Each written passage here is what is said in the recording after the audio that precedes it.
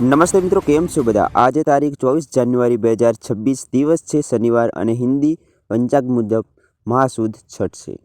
ચાલો મિત્રો, આજે વાત કરીએ દેશભરની તમામ મોટી ખબર અને મહત્વપૂર્ણ ખબરો ભરેલા આજના મુખ્ય સમાચાર વિશે. મિત્રો, આજે દેશમાં નેશનલ ગર્લ્સ ચાઇલ્ડ ડે તરીકે ઉજવવામાં આવે છે. આ દિવસે આપણા દેશની નાની નાની દીકરીઓને, દેશની બેટીઓને સમર્પિત છે. આ દિવસે ઉજવવાનો મુખ્ય હેતુ એ છે કે દીકરીઓને સમાન અધિકાર, સમાન તકો, શિક્ષણ, આરોગ્ય અને સુરક્ષા મળે. તો આ ખાસ અવસરે દેશની તમામ નાનકડી છોકરીઓ, દીકરીઓને ખૂબ ખૂબ શુભેચ્છાઓ.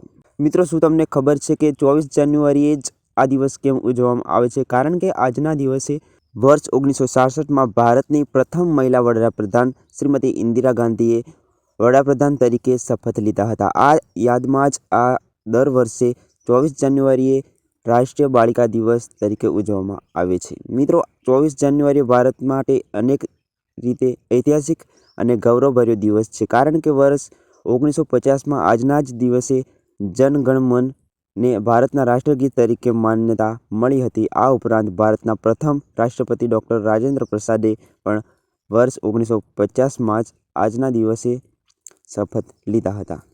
હવે આગળ વધીએ તો આજની મુખ્ય ખબર તરફ. પ્રધાનમંત્રી નરેન્દ્ર મોદી આજે રોજગાર મેળા અંતર્ગત 61,000થી વધુ યુવાનોને નિયુક્તિ પત્રો વિતરણ કરશે. આ 18મો રોજગાર મેળો છે અને સવારે 11 વાગે તેનું આયોજન થવાનું છે.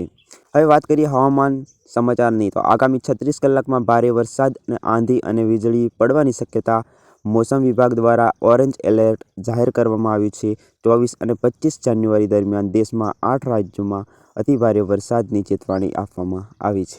બજારના સમાચારની વાત કરીએ તો સોના ચાંદીના ભાવ ફરી એકવાર ભડકો જોવા મળ્યો છે. સોનું એક જ દિવસમાં 3,000થી વધુ મોંઘું થઈને 1,56,000 પ્રતિ 10 ગ્રામે ઓલ ટાઈમ હાઈ પર લેવલ પહોંચી ગયું છે. છેલ્લા 23 દિવસમાં સોનું કુલ 22,000 જેટલું મોંઘું થયું છે. ચાંદી પણ 3,30,000 પ્રતિ કિલોને પાર પહોંચી ઓલ ટાઈમ હાઈ તેને નોંધાયું છે. આ તરફ રૂપિયો ડોલર સામે સતત નબળો પડી રહ્યો છે. હાલમાં $1 સામે રૂપિયાની કિંમત 1.99 સુધી, જે અત્યાર સુધીનું સૌથી નીચું સ્તર છે.